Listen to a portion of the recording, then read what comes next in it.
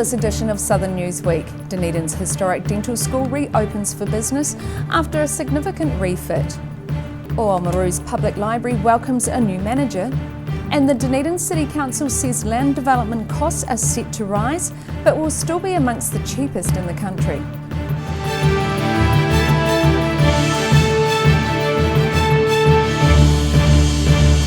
Kia ora, I'm Melissa Barton. After 2 years of modernisation, Dunedin's iconic dental school is set to welcome students again, as the University of Otago officially opens the newly refurbished and historic Walsh building.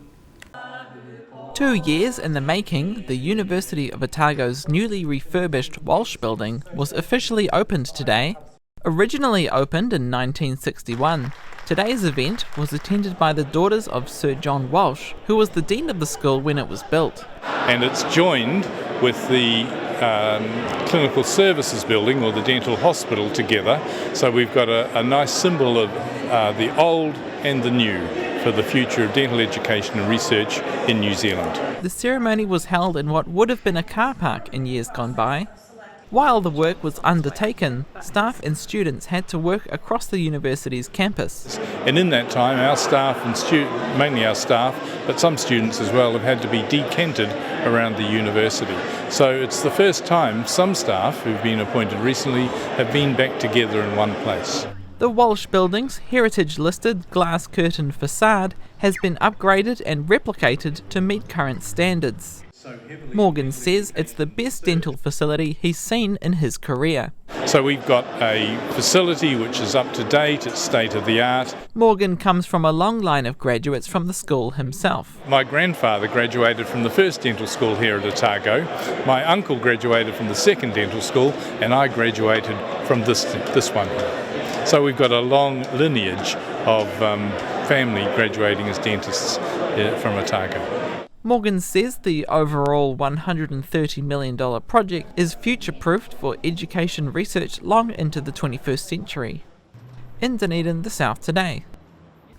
Otago Peninsula residents are set to be without power for significant periods of time as lines company Aurora completes scheduled maintenance.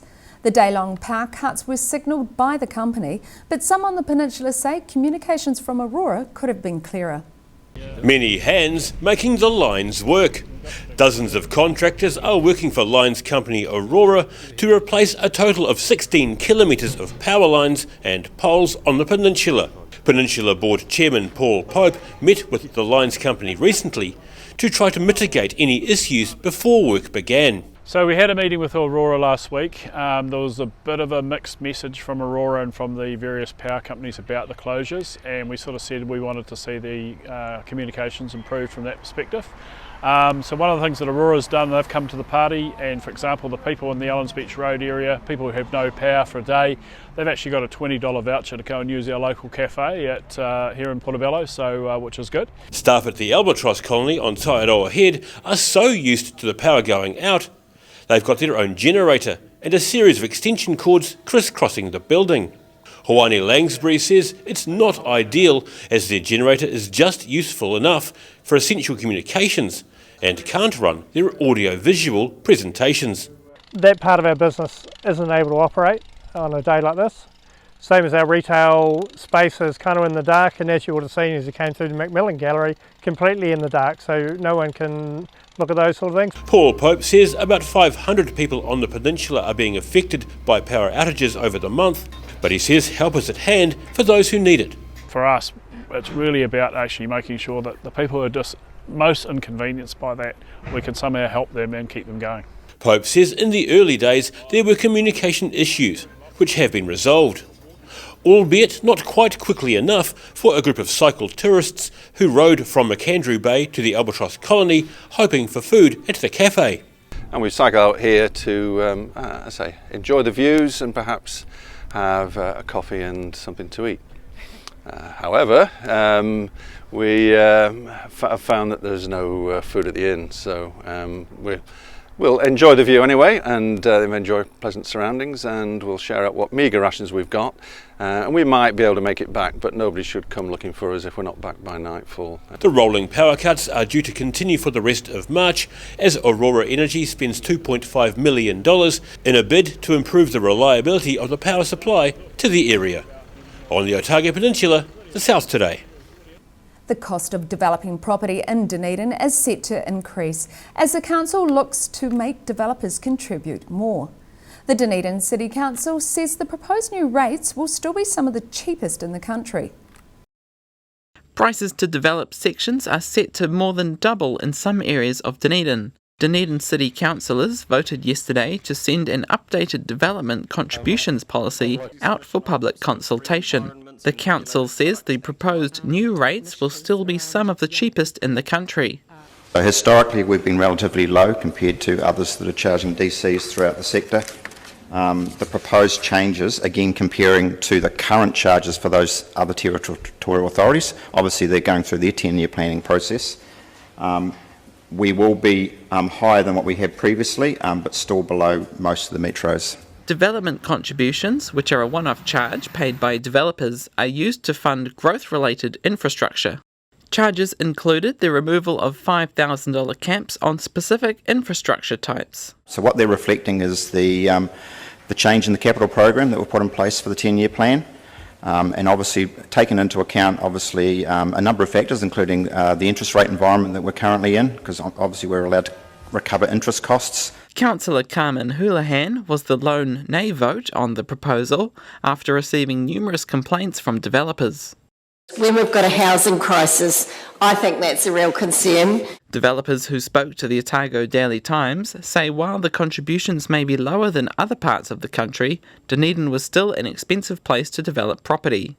Councillor Jim O'Malley said it was expected that contribution rates would go up as rates of growth increased. And if it's not funded through development contributions, it will go directly to the ratepayer.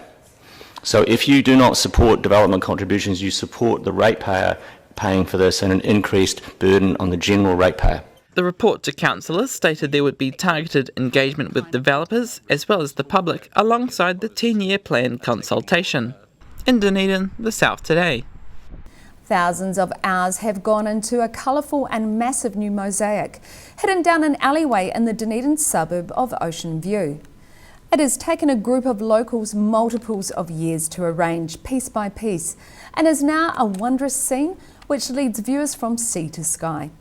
It is grout work if you can get it. This team of women are the core members of about 12 Ocean View residents who took it upon themselves to beautify this wall in their suburb. We had this wonderful empty space, and I had, from working at Tile Centre, I had a lot of product that had been destined for the skip, which I just couldn't see all these beautiful things going to the skip. They'd been stored at my house, at my neighbour's place, just waiting for use. Project coordinator Vianney Santagati says many of the materials have been donated for the project, coming from her employer, while others were purchased with a grant from the Dunedin City Council.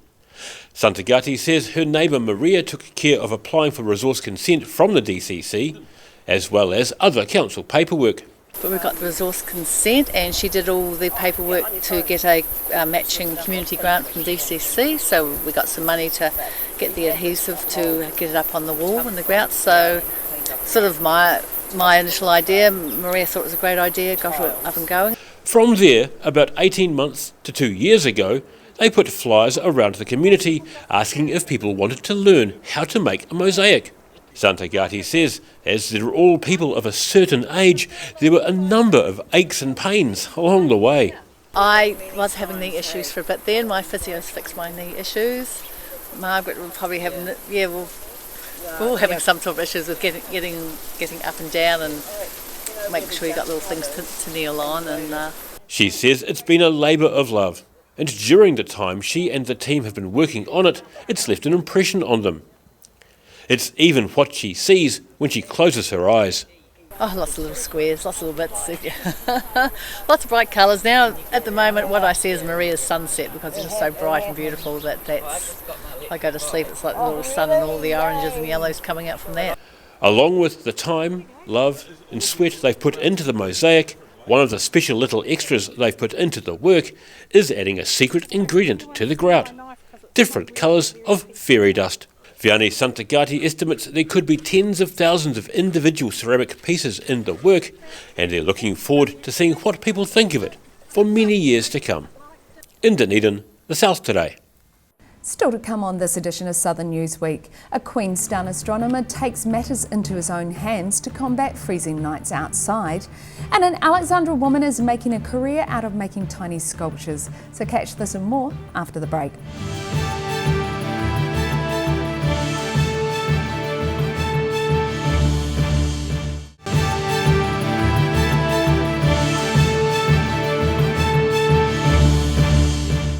Welcome back.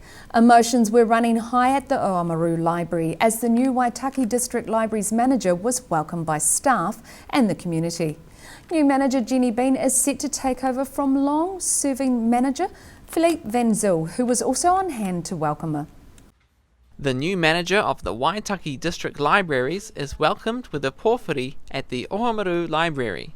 And Te Maiharoa Dodds leads Jenny Bean and her family as she enters the library as manager for the first time. On hand to welcome her is the man who she will replace, long-serving library manager Philip Van Zyl. What I'm really looking forward to is being able to support the staff with the fantastic work that they currently are doing in the community, and stabilising and solidifying the work that they're doing. Van Zyl had been manager for the last 10 years and will move to Dunedin with his wife. His last day will be the 10th of March. He says they were fortunate to recruit someone who knows the community and could hit the ground running. But also had the connections with our multicultural and our tangata whenua partners. Bean, who was originally from Oamaru, moved from Palmerston for the job. Just continuing Philip's fantastic work that he's been doing to create such a wonderful community space. After a blessing from Te Maiharoa Dodds, the crowd enjoyed some kai. In Oamaru, the South Today. A Queenstown astronomer has gotten sick of spending chilly nights out on the deck with his telescope. His solution has been to build his own little observatory in his own backyard. Retired astronomy professor Brian Boyle loves the dark night skies in Queenstown so much that he's built his own little observatory in his backyard, with a movable roof to make operating his telescope on chilly nights a whole lot more pleasant. The telescope's got a permanent home. I can set everything up. I don't need to go out every night and set things up or tear them down. I can even go to bed and leave it running automatically without having to worry too much about it raining during the night and rushing out and grabbing things and taking them back in. Boyle's hoping to teach small groups of interested people on how to use modern technology to observe the stars and planets. It would be lovely to actually show a few people about how, even with relatively simple kit, a camera and a tripod, you can actually take some pretty stunning views of the night sky. But be warned, if you get hooked into taking stunning images, such as this one he took of the Orion Nebula, you may find yourself outlaying a lot of cash. And then, of course, you can graduate up from just a tripod to a little low-cost star tracker in which to mount your camera. And then, of course, you really get bitten by the bug. You can scale up to things like a large telescope with a significant mount in order to hold the payload. And then you get into dedicated astronomy cameras, dedicated filters, computers, you name it. The sky's the limit for this sort of stuff. The little 2 by 3 metre observatory was built out of plywood and painted to match his house. In Queenstown, the South Today. Small sculptures that you can wear is how a Wanaka-based artist describes her handcrafted jewellery. After experimenting with art while working at a local art gallery, artist Briar Hardy-Heeson has now started a new career as an artist. Small sculptures you can wear is how artist Briar Hardy-Heeson of Wanaka describes her handcrafted jewellery. So in terms of jewellery, it's primarily sterling silver that I'm working with at the moment. And I guess the decorative element of what I'm doing at the moment is I am using crushed up gemstones and setting them in resin. So really bright, colourful, organic, but I guess, wearable art jewellery. Jewellery wasn't her first artistic pursuit. I was really into photography as a teenager and painting, and even when I was at Elam had a huge focus on video. And I guess I've always dabbled in a lot of things, but when I started working at Gallery 33 and I was working with the jewellery there, that really inspired me to learn more, to find out about the processes and what was required to make jewellery. I found it really exciting and really interesting, little small sculptures that you can wear. Creating her jewellery starts with making a wax model. With a ring, you start off with a blank wax circle tube. You carve it, decorate it. This is then cast into sterling silver. It gets put into a plaster mould, and then they shoot molten silver into that mould. The wax disappears, and the silver takes place where the wax is. Crushed gemstone fragments are carefully selected. I like the little fragments that I get out of a smashed up rock, and then I carefully, with tweezers, select every little fragment and sort of crumb of that stone and place it into the piece of jewellery. Resin is used as a glue to set the piece. So the resin's sticking it all together and holding it in place. The final look is organic, colourful and cheerful.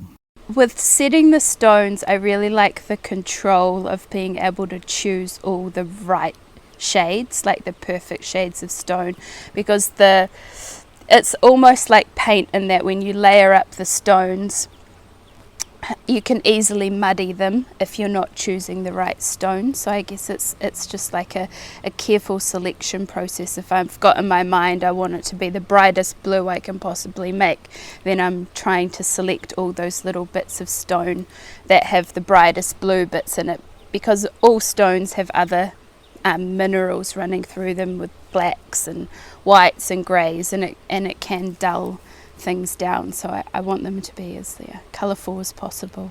In Wanaka for the South Today.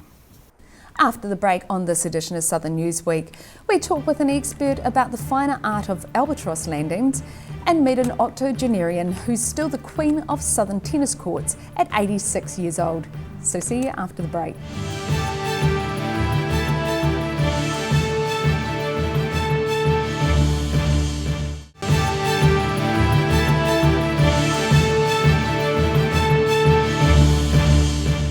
Thanks for staying with us. A video from the Royal Albatross camera on Tauranga Head showing an albatross landing poorly has gone viral. Albatross Centre Manager Hoani Langsbury is glad the live camera feed is entertaining so many people across the globe. Not quite the perfect landing, but according to the boss of the Tauranga Head Albatross Centre, this bird's landing is Steve par for the course.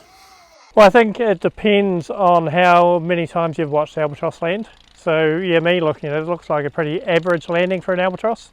They're a very large bird, 3 metre wingspan, and we're here at Pukekura, Tauranga Head, where on any day it can be blowing from 5 knots up to 50. In the video, the adult bird comes in a bit too hot before flipping over onto its back and flailing its legs around in the air like it's pedalling an imaginary bicycle.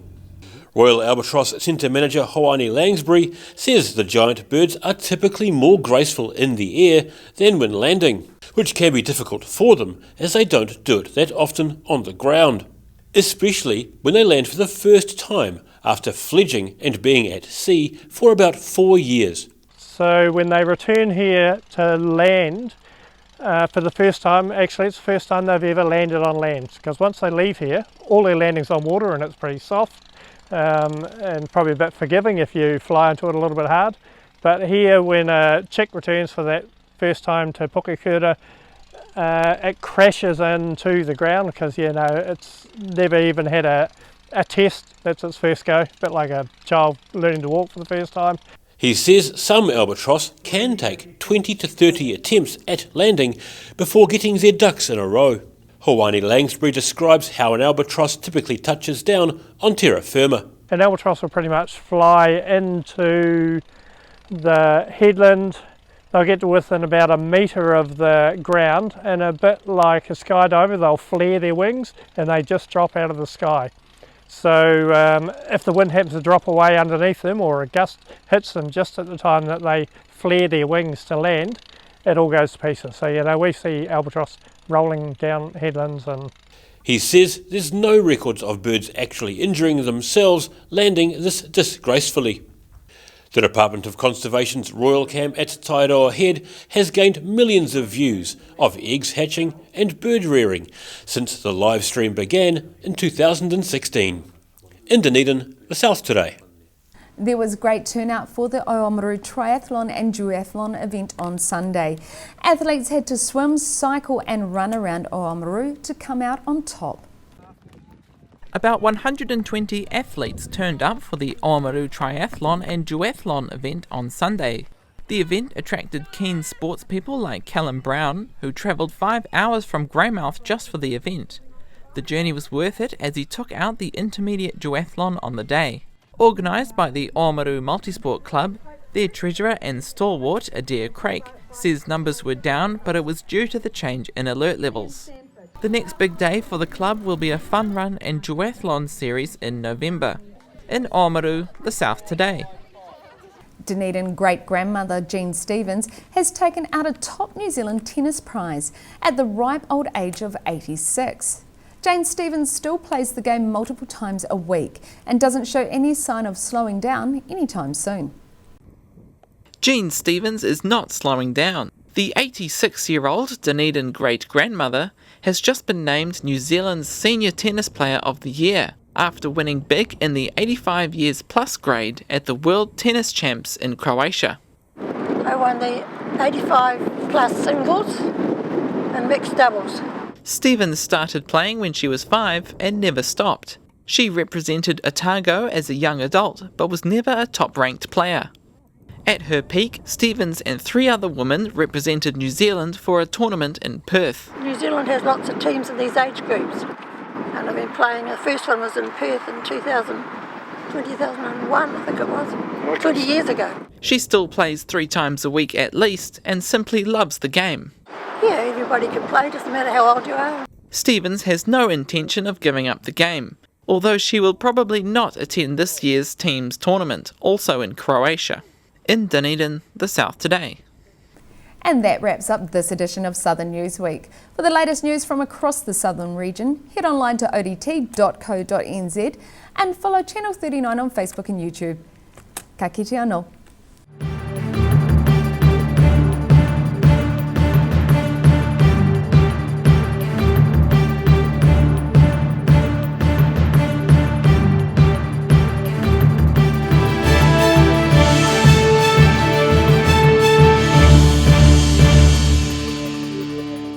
Supporting local content so you can see more of New Zealand on air.